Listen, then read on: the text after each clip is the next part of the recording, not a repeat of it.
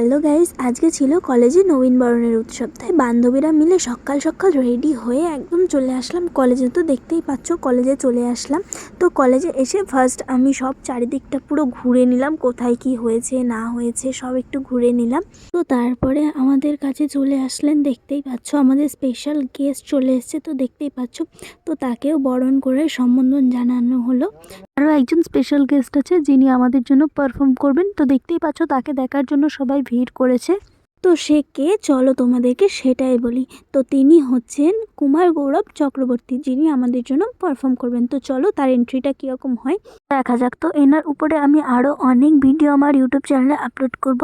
তো যারা যারা আমার ওই ভিডিওগুলো দেখতে চাও তারা অবশ্যই আমার চ্যানেলটা আগে থাকতে সাবস্ক্রাইব করে রেখো।